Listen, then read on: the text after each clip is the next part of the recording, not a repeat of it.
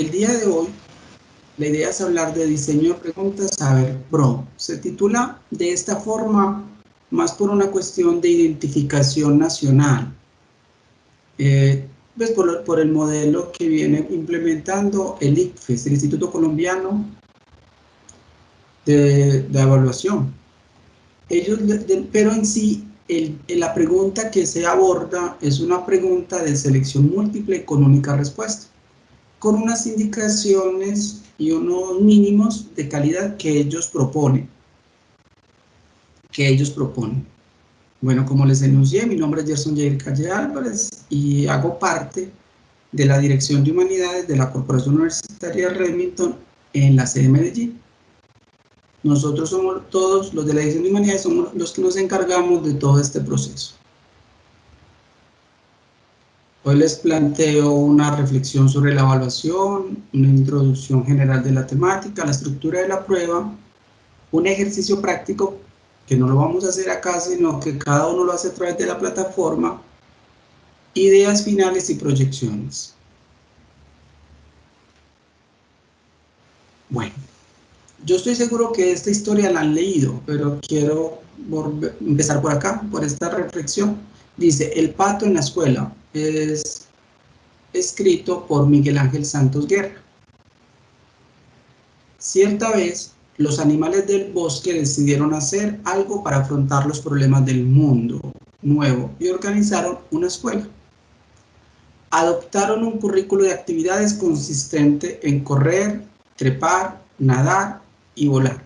Y para que fuera más fácil enseñarlo, todos los animales se inscribieron en todas las asignaturas.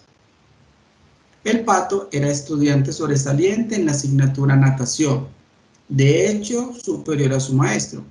Obtuvo un suficiente en vuelo, pero en carrera resultó deficiente. Como era de aprendizaje lento, en carrera tuvo que quedarse en la escuela después de hora y abandonar la natación para practicar la carrera.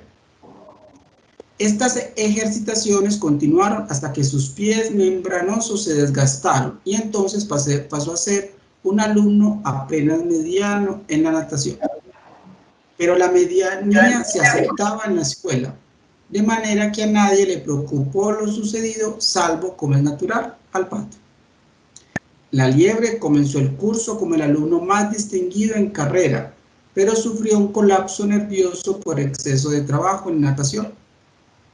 La ardilla era sobresaliente en trepar hasta que manifestó un síndrome de frustración en la clase de vuelo, donde su maestro le hacía comenzar desde el suelo en vez de hacerlo desde la cima del árbol. Por último, enfermó de calambres por exceso de fuerza y entonces la calificación de 6 de 10 en trepa y con 4 de 10 en carrera. El águila era un alumno problema y recibió malas notas en conducta. En el curso de trepa superaba a todos los demás en el ejercicio de subir hasta la copa del árbol, pero se obstinaban a hacerlo a su manera. El gallo, un águila normal que podía nadar de forma sobresaliente y también correr y trepar y volar un poco, obtuvo el promedio superior y la medalla al mejor alumno. La reflexión de hoy trata de plantear una situación, y es que los currículos los planteamos para una población mayor, pues claro, porque la escuela lo que trata muchas veces es dar, en este caso hablo de escuela de todos los ciclos. Sabemos que escuela es un concepto que va desde preescolar hasta el doctorado, todo tiene que ver con el ciclo escolar, y ha creado un currículo para el acceso universal. Sin embargo, cada vez los sistemas se están pensando en cuestiones mucho más específicas, mucho más territoriales, se podría anunciar, o a veces hasta individuales, sobre lo que debe ser el proceso formativo y evaluativo. No quiere decir esto que en un pregrado, entonces, que cada estudiante se le califica porque se le califica o se le da una nota porque hace lo mínimo. No quiere decir eso, pero en las universidades, pues eso lo sabemos nosotros, que estamos en este campo a nivel mundial, cada vez los currículos son más flexibles. Es decir, no tengo que darle a un estudiante que siempre curse las mismas materias, pero sí le puedo ofertar una gama de materias para que él vaya haciendo su construcción del conocimiento para la formación profesional. Esto está muy alineado a lo que se ha denominado evaluación por competencias. En el contexto colombiano, pues claro, viene el ICFES a evaluarnos en varios niveles. Nos evalúa en tercero, en quinto, hay unos pilotos en séptimo, en noveno, en 11, en TIT y para graduarnos del pregrado. Es decir, hay aproximadamente entre 5 y 7 evaluaciones a lo largo del proceso formativo. Antes, unos años atrás, los de tercero, quinto, séptimo, noveno eran resultados más institucionales, menos individuales. Con las últimas modificaciones que ha hecho el ICFES, un estudiante que haya presentado grado tercero hace 4 años atrás, va a poder saber cómo va evolucionando hasta graduarse en la universidad, desde esas competencias que ellos enuncian genéricas, y ya después en las específicas. Pero uno ya se puede hacer, es decir, hay estudiantes que, no hay estudiantes, apenas se han presentado los de tercero con ese ciclo completo, pero un muchacho de noveno puede saber cómo le fue en 11, eso lo puede hacer. Y esperamos que esos que ya vieron noveno y 11, dentro de 5 años también puedan compararlo, su evolución de mejoramiento en la universidad. ¿Por qué digo eso? Porque no sé si leyeron o si han tenido acercamiento en algún momento a un estudio donde con algunos estudiantes ha pasado lo contrario. El noveno tiene unas competencias muy altas, llega a 11 y disminuye, y es increíble que después de salir de la universidad en las específicas los promedios sean mucho menor, cuando debería ser al contrario. Bueno, entonces aquí les propongo que en esta presentación que les voy a presentar un paso a paso para escribir preguntas de selección múltiple con única respuesta. ¿Cuál es la metodología que utiliza el ICFES para crear estas preguntas? Se llama un modelo basado en evidencias. Ese es el modelo que utiliza el ICFES. El ICFES tiene unos estándares básicos de competencia. Nosotros en la universidad los tenemos. De hecho, en los microcurrículos de cada asignatura existe una situación problema, un estándar o unas competencias generales y unas específicas. En la universidad, si ustedes lo ven en los microcurrículos, las planteamos desde el ser, el saber y el hacer. Es una decisión institucional. No quiere decir que todos los microcurrículos tengan que dividir en el ser, el saber y el hacer. De hecho, hay competencias, y podría yo enunciar que la mayoría tienen implícito en una buena competencia, cuando está bien redactada, tiene implícito esas 3 dimensiones: el saber, el hacer y el ser. Eso, pero en la universidad hemos asumido que hacemos énfasis en unas en el ser, otras en el saber y otras en el hacer. Bueno, esas competencias las debemos de llevar a unas afirmaciones. Esas afirmaciones deben estar asociadas directamente a ellas. Y esas afirmaciones, ¿quién las construye? Los expertos de cada disciplina. Pues yo como educador no me arriesgaría a hacer una afirmación de medicina, pues sabiendo que no soy médico. Para eso existen docentes expertos en esa área que tienen esa capacidad disciplinar y que también tienen conocimientos educativos sobre la medicina. Esas afirmaciones las materializamos en evidencias, es decir, ¿qué hace que esa situación que yo digo que es una afirmación, dónde está la evidencia de que eso es cierto o que eso no es cierto? Porque cuando hablamos de afirmación, pueden hacer afirmaciones en una construcción desde las negaciones. Entonces, ¿cuáles son esas evidencias? Esas evidencias hay que materializarlas en tareas, que es lo que uno esperaría hacer en el aula de clase. Cuando uno dice, bueno, ¿qué vamos a hacer en la tarea? Uno no hace la tarea solo desde la competencia general, sino desde la evidencia. ¿Cómo el estudiante construye esa evidencia? ¿A través de qué? De la tarea. Por eso a veces los exponemos a escribir ensayos, por eso a veces les ponemos a hacer ejercicios de laboratorio, bueno, todo ese tipo de cosas.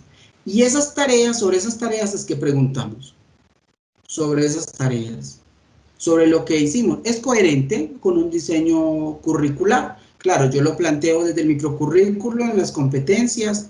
Esas competencias las llevo a unas planeaciones que son lo que ha dicho la ciencia que es cierto o que no es cierto.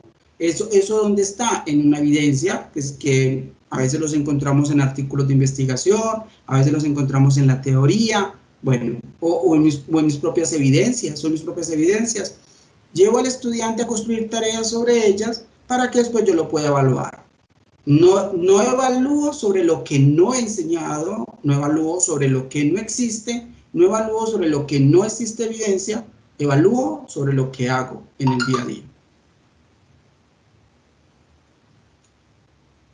Bueno, ¿cuáles son esos aspectos generales?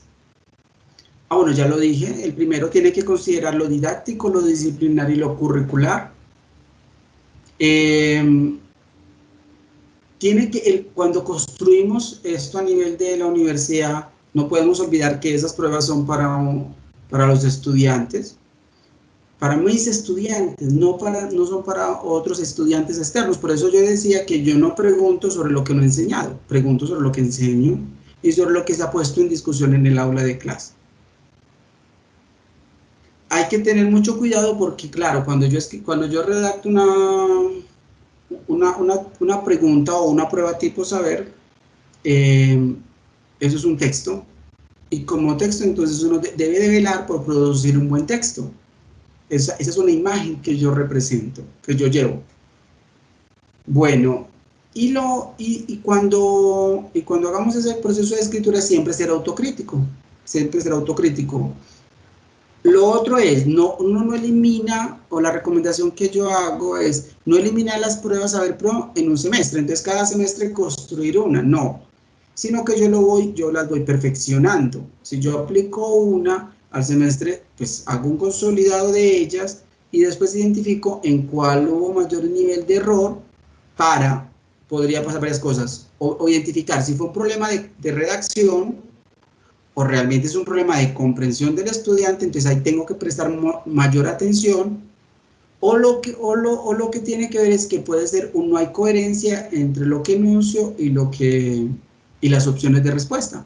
Entonces hago modificaciones, es decir, voy validando y voy perfeccionando esa prueba hasta que ya la tengo suficientemente calibrada. Pues cuando ya la tengo calibrada, tengo una prueba, después voy construyendo la segunda y tengo ya ¿cómo podría decir? Como mi repositorio personal de pruebas, pues que me van a ayudar a aplicarlas en determinados momentos, o un número de preguntas, Bueno, ¿cuál es la recomendación que yo hago para la escritura de tipo saber? Primero, definir el componente y o eje temático a evaluar. De acuerdo al microcurrículum nuestro. Después establecer el estándar de competencia a evaluar. Si un curso tiene 10 competencias, pues no sé, dependiendo del grosor de esa competencia, podría evaluar entre 2 y 3. Redactar el contexto de la evaluación, eso no se nos puede olvidar. Es importante siempre darle un piso a la prueba. Redactar el enunciado, definir las opciones y por último determinar la respuesta correcta. Ese sería como el paso que propongo. Entonces, cuando yo redacto el contexto, el tronco, el enunciado, la base de la pregunta, ¿qué debo de tener en cuenta? Pues el núcleo temático desarrollado en la clase. Recordar que puede ser un texto, un mapa, una fórmula matemática, un gráfico estadístico, y debe estar acorde al nivel de desempeño que espero evaluar. Si lo que quiero es un desempeño alto, entonces claro, ese tronco o ese contexto de la pregunta, pues será de un rigor crítico, un rigor alto, o va a ser una situación problema matemática o lógica de un nivel que implica varios procesos al mismo tiempo. Entonces es como ese contexto inicial. En este caso que les planteo ahí, es el que va desde un niño de 4 años de edad hasta y que tuvo una eliminación urinaria. Ese sería el contexto o el tronco de la pregunta. Para redactar el enunciado debe ser claro, preciso y coherente. Eso lo sabemos pues todos nosotros. Debe haber relación entre el contexto anterior o el tronco, como lo he dicho. Debe reflejar un núcleo temático específico. Yo no mezclo ahí muchas cosas. Un vocabulario pues, al grado a evaluar. Y debe de tener una instrucción clara. Listo, eso sería como lo general. En este ejemplo, el enunciado está conectado con un punto seguido al tronco. ¿Cuál sería el enunciado? De acuerdo con la valoración hecha por enfermería, el diagnóstico más importante es. Preciso, ahí está muy claro. El diagnóstico más importante es. Puede que en esta respuesta haya más de un diagnóstico, pero solamente uno de ellos cumple con que sea el más importante asociado a ese contexto. Para las opciones de respuesta deben ser 4, no más de 4, no son 3, no son 2, son 4. Son 4.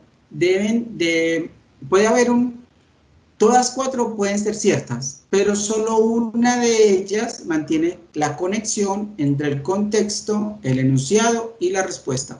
Solo una de ellas. Otra opción, cuando la pregunta es de nivel básico, de nivel, si tenemos nivel 1 como el básico, pues de nivel 1 pongámoslo, puede ser que una sea distractora, otra contradictoria, una errada y otra correcta. Cuando yo hago esas divisiones tan radicales, es una pregunta sencilla. Cuando yo logro construir una pregunta donde todas son verdaderas, todas son correctas, pero solo una de ellas mantiene la conexión, es una pregunta de un nivel alto, de complejidad.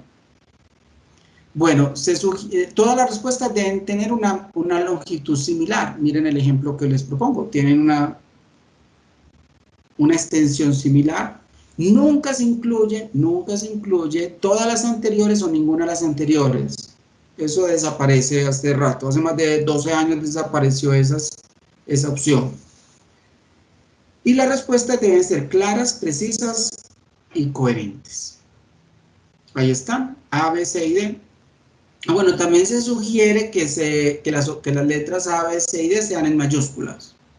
Se sugiere.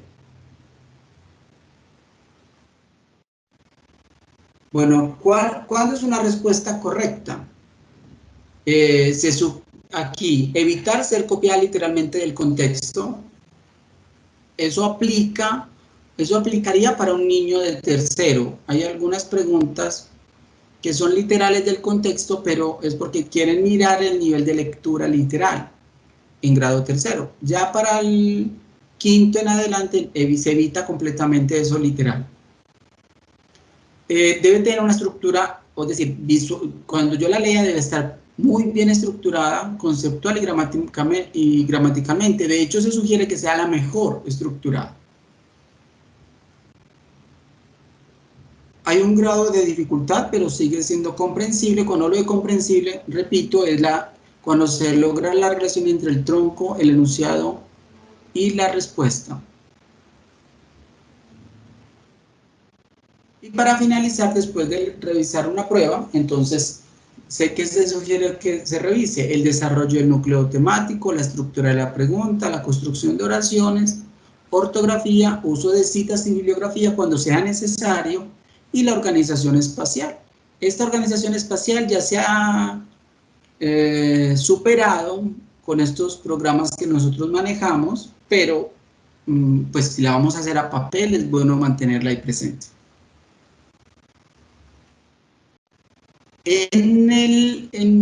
Aquí encontramos como una especie de cuadrito que nos puede ayudar a entender la estructura de la pregunta. El tronco, el enunciado, las opciones de respuesta, opción correcta, tipo de pregunta y nivel de dificultad.